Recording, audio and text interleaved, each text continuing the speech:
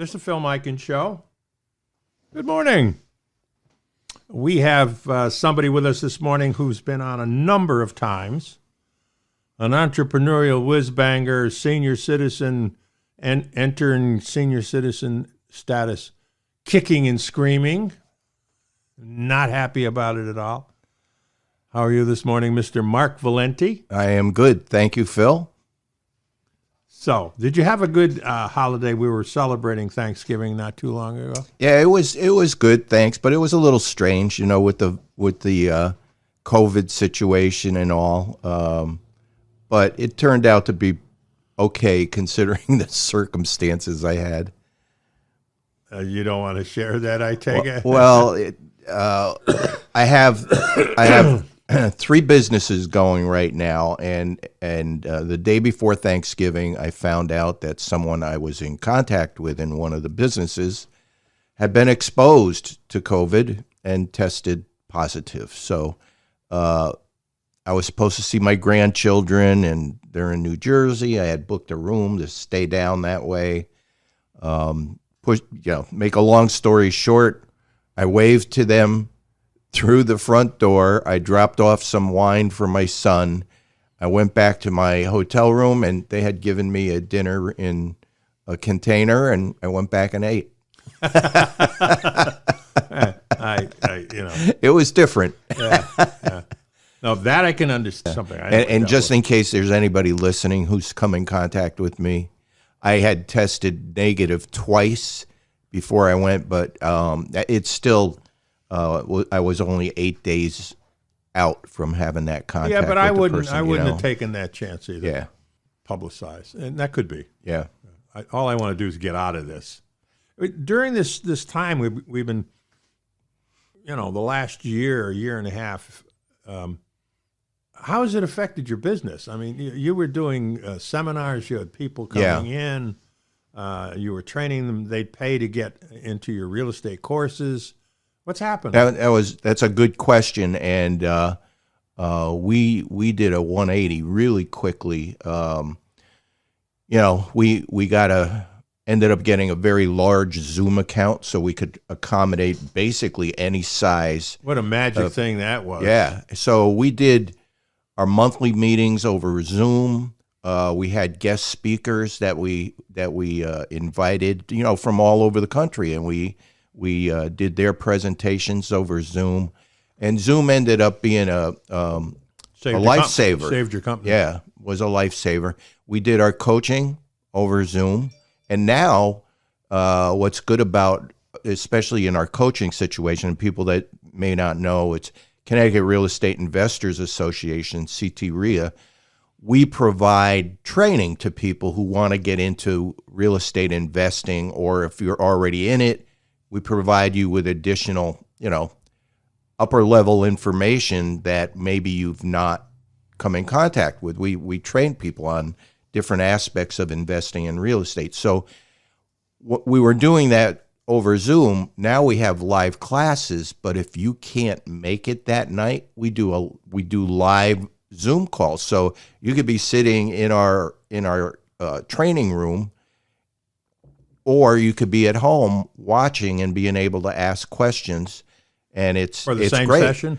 Yeah, live, and we've got people in Fairfield County. They can't always make it up on right now. We're doing Tuesday night sessions. They can't always come up. They get on their computer and they get the same training as the people that are there. So then what else is good about Zoom is you can record. So we take the recording, we post it on our Vimeo page, and if you're in the class, you get a private link. You could go back and watch it again, and that's there. Even if you were in our class 2 years ago, you could go back and Review. And watch it. Yeah. So they have a constant review. The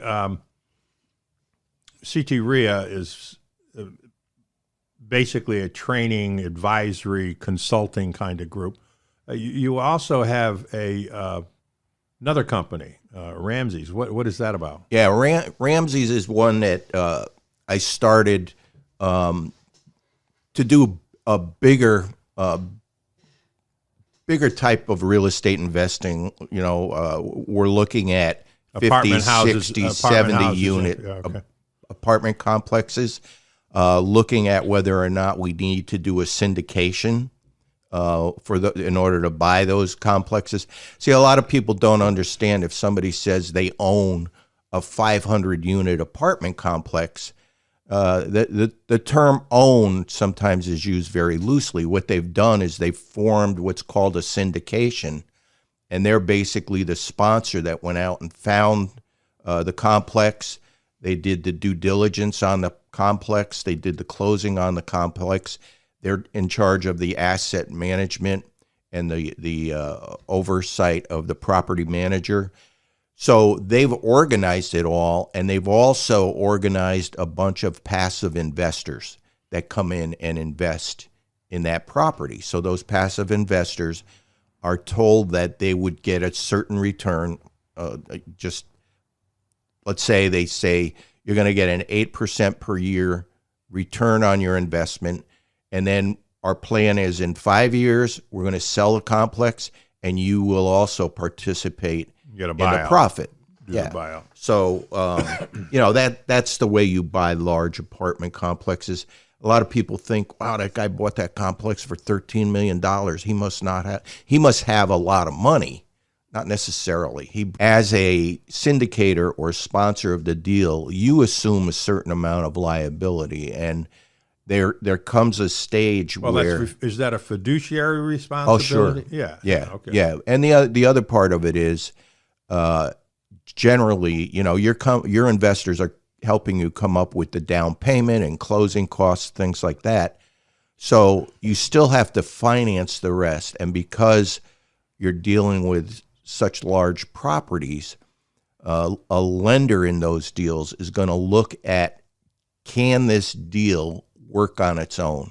So you're going to be able to do a non-recourse loan. So in other words, what I'm saying, non-recourse means that you are not personally liable for that debt if something goes wrong, because you have shown the lender that this particular complex is capable of bringing in enough revenue to more than cover the expenses. In fact, your debt to income ratio generally has to be 1.2 or 1.25 in order for a lender to say, okay, it looks like a good deal. What does that mean? It means your net income exceeds your expenses by 25%, 1.25. Okay, so if my expenses to pay off the mortgage, because you'll have a mortgage on it Right. more than likely. Right. You still, even though you have a group, you'll still go to a lending institution. You might put up 25% as the group, and the lender will put up 75%. Yeah, what they do is they'll say, okay, without the debt, what's your ratio? And if it's, like I said, some lenders might let you go with 1.2. Most are going to say we want at least 1.25. And hey, the higher it gets, if it's 1.35, even better. So they're going to look at your net operating income without that mortgage to see if we add the mortgage, is it going to be able to cover it? Sounds like an interesting way to deal with getting money. There are so many avenues that you're talking about Now, you have another company, and it's MTC Holding. What is that? Yeah, I just started that with a couple of partners. And a few years back, my investing consisted of flipping houses. So I kind of morphed into owning some smaller rental properties and then owning the Real Estate Investors Association business. And I'm going to go back into flipping properties with a couple of partners. So it's funny, we just started that like a week or two ago. So it's brand new, and we're gonna start flipping again. And I'm looking forward to it because I always enjoyed. Yeah, I flipped houses that I bought and lived in. It was sweat equity, but it worked out. Learned a lot about the house that you live in, and we got to do a break. This is the Phil Mikan Show. We're talking with Mark Valenti, and we're talking about real estate, investing, holding companies, and the pandemic and the economic climate right now in Connecticut. And real estate seems to have been not only impervious to the pandemic, but is booming. And we'll talk about that a little bit more when we come back. This is the Phil Mikan Show. We are back, and we have Mark Valenti with us. Those of you just joining us, Mark Valenti is a member, officer of a company called CT REIA. It's a real estate investment organization. He is a certified public accountant. That's where his money background came from. And he now is an investor and a principal officer of a company. He has a couple of companies, but the climate in Connecticut for real estate has been pretty astounding, I think. Yeah, it's actually... Is that all over Connecticut, or is No, it's not. Just certain areas? There are pockets now that have generally slowed down.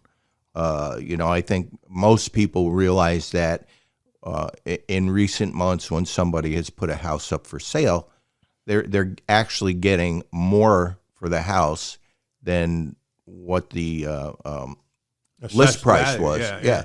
So the other problem with some of these people is they're selling their house without knowing where they're going to go, and there's a housing shortage. And what's happened in Connecticut, most people realize that when COVID hit, people were working from home, and a lot of people that lived in New York said, hey, if I don't have to live here, I won't. They started moving into Connecticut and buying real estate in Connecticut, and kind of produced a housing boom, at least for a short period of time. In New York and buying big in Connecticut, because New York property is off the charts, always has been compared to Connecticut. And did the New York market depress because people were leaving? Did the house values start receding? It's my understanding that there was somewhat of a drop in certain areas, and even in New York City now, the job market still hasn't recovered from COVID in New York. I still don't understand that. Yeah, I still don't understand why people aren't going back to work, or because I'm sure the funding that the governments have been giving them has stopped. I mean that hasn't continued. Yeah, you would think. So why are they not going back?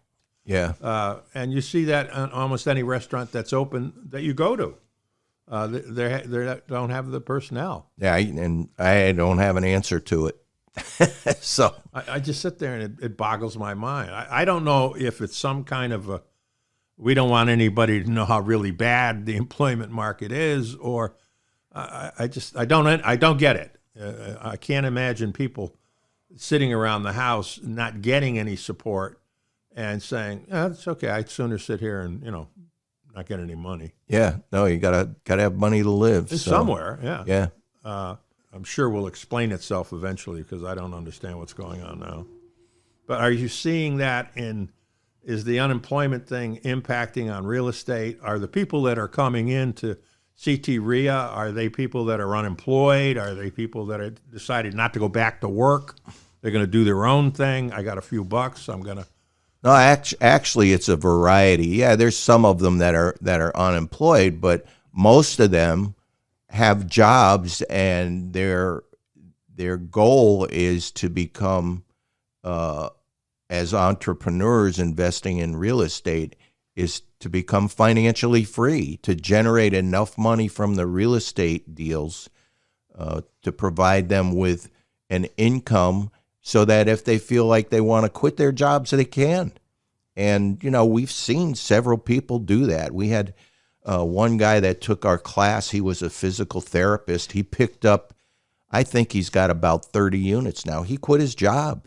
He doesn't need that money anymore because he's generating so much from the 3 or 4 apartment complexes that he bought that he's doing great. In fact, his very first one, talk about somebody like having enough faith in themselves and knowing that what we provided him with was a good basis to invest in real estate. His very first deal was an 18-unit property, and he was able to get into that by networking with people who had money, and he got into it with none of his own money. He did a value add job where he went in, he improved the property, he improved the rental income in the property. The lender looked at it, and the property was operating on its own, and they determined that the value of the property was much higher than what he bought it for. He went out and refinanced and paid off these other people that helped him buy it originally. So, and then he went out and bought a couple more. So, part of it is everybody's, when you start in this business, everybody has a fear of, you're going to go out and crash, bang. And we try to tell people, if you're not making offers, it's not doing you any good. You're taking our classes, make the offers. Otherwise, it's an expensive hobby that you're doing, right? So the fear is, oh my gosh, if I make an offer, what am I going to do if it's accepted? Hey, the bottom line is that's what you're looking for. Right. You took classes with us. You understand that we provided you with a way of doing calculations that say you're going to do okay with this at this price if you get it at this price. So, but that fear is always there. After you get a couple of deals under your belt, it's second nature. You have confidence in yourself, and that actually you could see it in people that doing their first deal, they're nervous. You go out and talk to them after their second or third or fourth deal. The difference in their confidence level it shows without them even saying anything. Do you deal with any kind of small management groups, property management groups? Yeah, we've got one of the really good property management companies that we have dealt with in the greater Hartford area is Revolution Properties. And I've gotten to know the owner very well, and he's a young guy. He knows what it costs to fix properties. He knows how to manage properties. And in fact, he's one of my partners in the new business I just set up. And he manages, I think he's up to 600 or 700 units now that he manages. And he's located strictly as a property manager. He doesn't own it. Right. So he's and he's located in at 280 Main Street in Portland. So now, the property managers repair units if there's a problem. Do they collect the rents? Do they? Yes. And they get a percentage of collection. Right. And sometimes property manager might say, hey, I've got to go do this to your property. And they work out a deal with a contract where if there's a repair that's over a certain amount of money, they've got to get permission. You've got to get permission from the owner. And at another level, the contractor might have to get permission from the property manager without the property manager having to get permission from the owner. But, they'll do things like, I know he's gone in, as an example, of places where he's had to do certain repairs, and the owner says, well, why? Well, he also knows the law, and he knows legally what a lot of these landlords don't know, that certain things they have to have in their property in order to follow. Smoke detectors. Perfect example. Yeah. Perfect example. So. Yeah, that's by law now, by state, and usually most municipalities have requirements. And the other good thing about a property manager is, let's say you're Mr. Softy, right? You go to collect the rent, and the tenant, I just lost my job, my kid is sick, and don't worry about it this month, right? But you still have a mortgage to pay. Right. So you go to a property manager and say, these are the rules. This, no excuses, bing, bing, bing. And he follows the rules. He's your representative, and you don't have to worry about, gee, did I really do that to that lady? Can I sleep tonight? Well, no, guess what? That lady did it to you, because now you got a mortgage to pay and she didn't pay you. Right. And that was also during the pandemic. Yeah, what happened the with moratorium all on paying rent? Did a lot of people not pay rents? A lot of people didn't pay rent. So most of the people that I know had good tenants, very few tenants that wouldn't pay rent. Most of the tenants paid rent.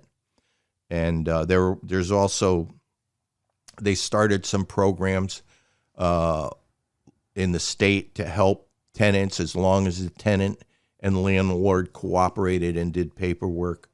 The state would help with some of that stuff. And I'm not that knowledgeable about it, so I don't want to get into it with too much detail. But yeah, there were guys that were struggling as landlords because they had people that weren't paying. Right now, there's a housing shortage, and some of these people that own apartment complexes, they projected numbers based on raising the rent a certain amount. Let's say, hey, once I fix up these apartments, I'll be able to get $100 more. Well, they may be getting $300 more or $400 more a month than what they anticipated because of the shortage. People have nowhere to go. There's such a shortage that they can almost call their own shots on how much rent they can right now, how much rent they can get. I've got some friends of mine that bought a very large complex down in the Carolinas, and they projected, hey, once we fix up these units, we're going to be able to raise the rent $100 or $150 a month, which was like, really? You think so? Well, with COVID and people not finding places to live, they're raising the rents $300 to $400 a month. So they're doing better on that end than what they had anticipated. But what they paid for the complex was also pretty steep, more than, say, what they would have had to pay 3 years ago. For those of you just joining us, we're talking with Mark Valenti this morning, and he is, Mark is a friend of mine. He's been, 30 years, 40 years. It's been a long time. Yeah, it was, I met you through your brother. Yeah, and that's a long time. Let's just leave it at that. I don't want to start counting back because it upsets me. In any event, there's been a lot of sand on the beach and water under the bridge, as they say in the old colloquial English. And the holding company that you have, what exactly does that mean? Is that short-term loans? Is that you're basically flipping houses with that company? Yeah. You go for short-term involvement in a property? Right. Yeah. What we'll do is we go out and find a deal if we could buy it at a price that makes sense, where we estimate the repairs and we know what the after repair value is going to be. So if we could get that house at a certain price where we know adding on the cost of the repairs and then knowing the after repair value, we know that there's a margin in there where we're going to make some decent money, we buy the house. What kind of margins are you talking about? Everybody sits there and thinks it's very easy to flip a house. A lot of what we do, we'll go in and buy a house that, first of all, no bank is going to finance because it's in such bad shape. Right. And maybe maybe it shouldn't even be occupied. It's so bad. So those are more of what we look for, or somebody, let's say somebody passed away and lived in the house for years and years. Those are usually the houses that I looked at. Was somebody had lived in the house for 50 years. Right. The last 10, they lived in one room, and you couldn't get into the room because newspapers were stacked to the top. As you get older, people, because of physical liabilities, tend not to be as concerned about how it looks and what people think. They just are happy to be alive day to day. Yeah, and when you're flipping houses like that, you kind of have to go in with a vision. I mean, I did several houses where, to be blunt, they were hoarders.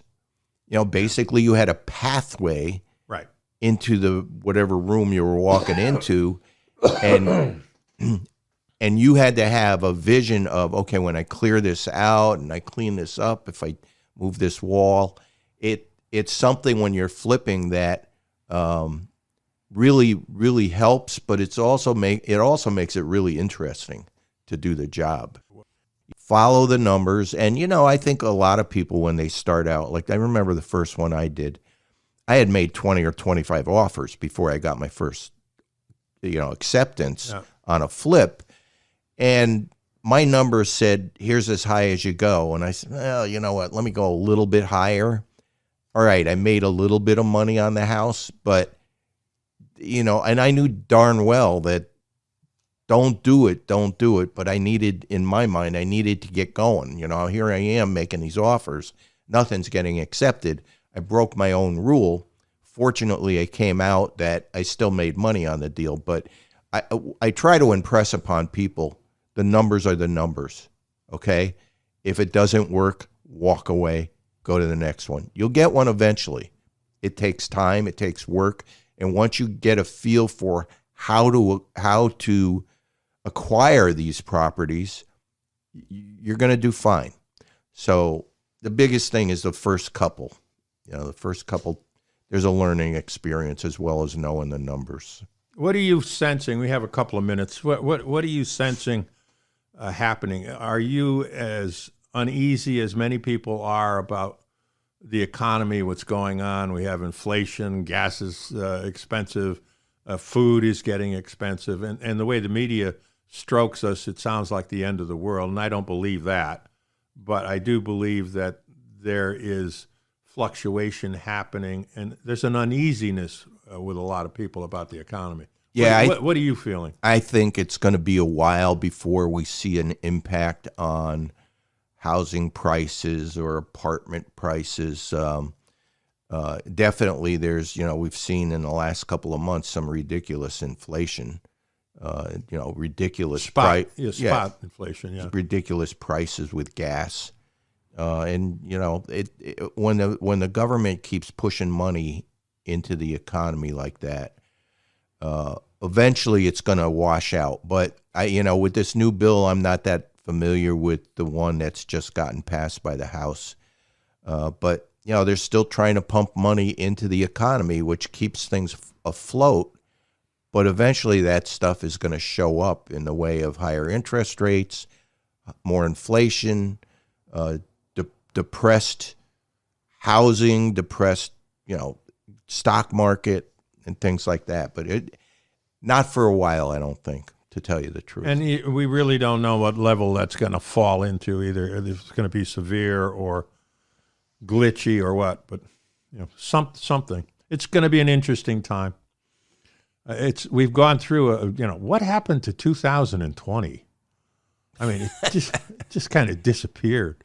That's the Phil Mikan Show. We're talking with Mark Valenti. We've been talking about real estate, investing, the economy, the future. And we have this big crystal ball in front of us right now, and it's all smoky, so we can't really make too many predictions. But life goes on, and it can be a good life. Mark, thank you for being with us. Oh, thanks for asking, Phil. I appreciate it. Okay, everybody out there, deep breaths, deep breaths. It's going to be fine. This is the Phil Mikan Show. Have a good day.